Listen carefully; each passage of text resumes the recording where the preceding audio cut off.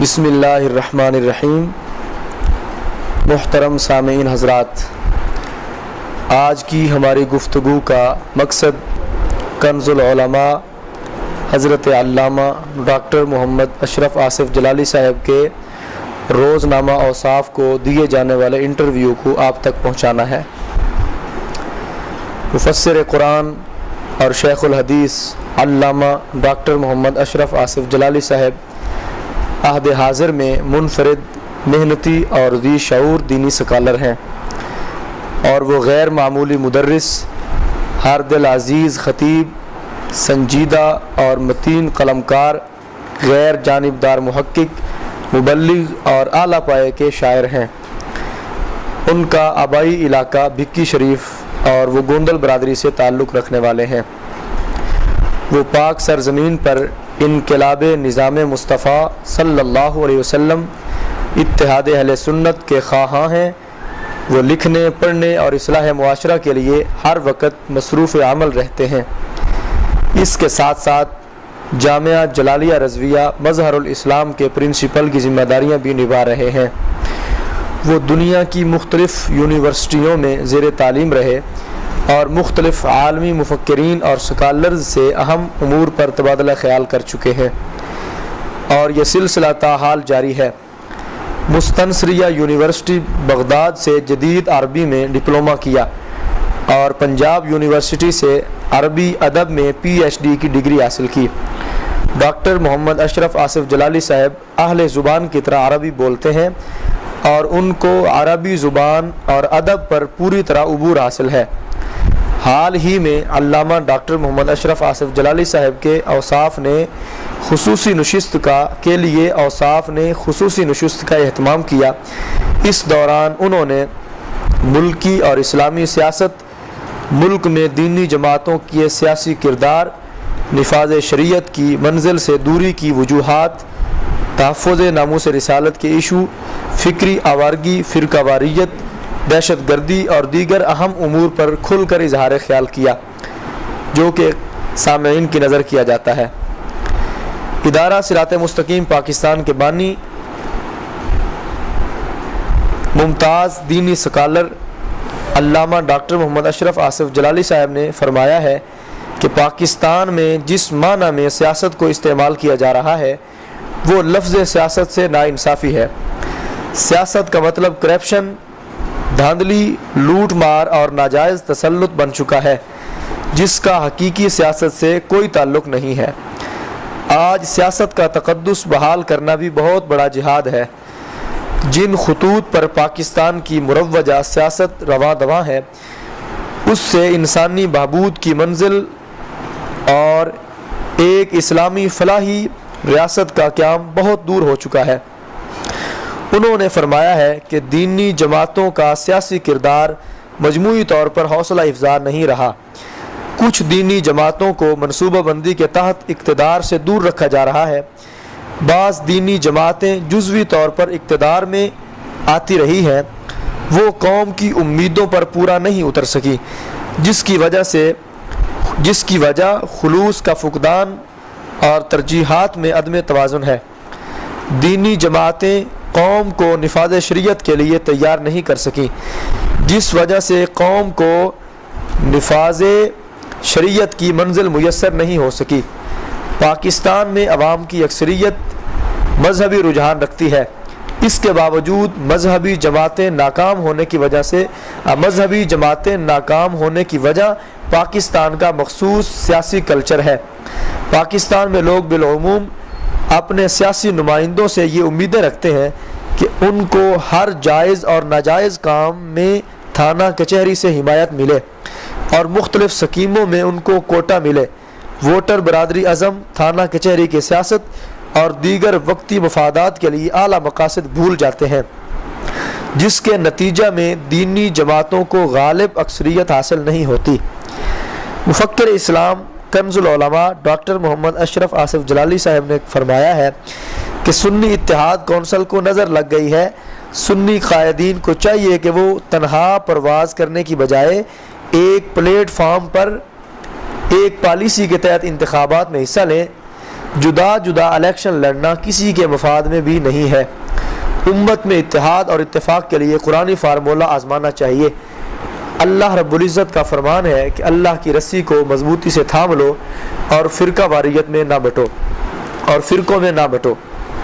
یہاں نقطہ اتحاد کو اللہ کی رسی سے تعبیر کیا گیا ہے اور اس سے مراد حضرت محمد صلی اللہ علیہ وسلم سے حد درجہ محبت، غیر مشروط اطاعت اور ہمہ جہت وفاداری ہے۔ اس نقطے پر ملت کو اکٹھا کیا جا سکتا ہے، اس کے بغیر اتحاد اور اتفاق محض ایک کھوکھلا نعرہ ہے۔ مسلمانوں کی پستی اور زوال کا باعث اسوہ رسول صلی اللہ علیہ وسلم سے دوری ہے۔ انہوں نے فرمایا ہے کہ عرب حکومتوں کا امت مسلمہ کے لیے مایوس کن کردار ہے۔ عمومی طور پر عیش و عشرت، ہوس زر اور سہل پسندی نے عرب حکمرانوں کے مزاج بدل دیے ہیں، جس وجہ سے وہ امت کی رہنمائی کا کردار ادا کرنے سے قاصر ہیں۔ انہوں نے فرمایا ہے کہ پاکستان میں دہشت گردوں کے نیٹ ورک ابھی تک قائم ہیں۔ دہشت گردی کا لاوا کسی وقت بھی پھٹ سکتا ہے، اس لیے ہماری سیکیورٹی فورسز کو الرٹ رہنا چاہیے۔ اگر حکومت مخلص ہو تو ملک میں امن و امان قائم کر سکتی ہے اور ملک سے دہشت گردی کا فتنہ بھی ختم کر سکتی ہے۔ امریکہ دین اسلام کا دشمن ہے، اس لیے امریکہ کو کسی صورت اسلامی ملک کا دوست تصور کرنا درست نہیں۔ امریکی کارروائیوں سے باخبر رہنے کی ضرورت ہے اور امریکہ پر کسی بھی لحاظ سے اعتماد کرنا بہت بڑی حماقت ہے۔ کل عدم تنظیموں کے کام کرنے پر ہر لحاظ سے پابندی لگائی جانی چاہیے۔ اگر ایسی تنظیموں پر عملی طور پر مکمل پابندی لگائی جائے اور ان کو کام کرنے سے سختی سے روکا جائے تو امن و امان کے لحاظ سے کافی مثبت نتائج برآمد ہو سکتے ہیں۔ حکمران کل عدم تنظیموں کے خلاف بیان دے کر امریکہ کو خوش کرتے ہیں۔ ڈاکٹر محمد اشرف آصف جلالی صاحب نے فرمایا ہے کہ توہین رسالت کے کسی بھی مجرم کو معاف کرنے کا حق صرف اور صرف رسول اکرم صلی اللہ علیہ وسلم کو حاصل ہے۔ کسی امتی کو یہ حق حاصل نہیں کہ وہ توہین رسالت کے کسی مجرم کو معاف کر دے۔ حضور علیہ السلام نے توہین رسالت کے مجرموں کو معاف بھی کیا اور سزا بھی دی۔ توہین رسالت کے مجرم کے بارے میں نرمی رکھنا مومن کی شان نہیں ہے۔ اب عملی طور پر پاکستان میں توہین رسالت کے قانون C-295 کو غیر مؤثر کر دیا گیا ہے۔ اگر یہ قانون مؤثر ہوتا تو غازی ممتاز حسین قادری جیسے عاشق رسول صلی اللہ علیہ وسلم کو بندوق اٹھانے کی ضرورت پیش نہ آتی۔ غازی ممتاز حسین قادری نے 1.5 سال کی اسیری کے دوران جس طرح مردانگی کا مظاہرہ کیا ہے، اس غازی ممتاز کے حامیوں کے حوصلے بلند ہوئے ہیں۔ غازی ممتاز حسین قادری کی حمایت میں تحریک کا تسلسل جاری رکھا ہوا ہے۔ آج کل اس تحریک کا مرحلہ عوامی ذہن سازی چل رہا ہے۔ ہم عوامی ذہن سازی پر اپنی توجہ مرکوز کیے ہوئے ہیں۔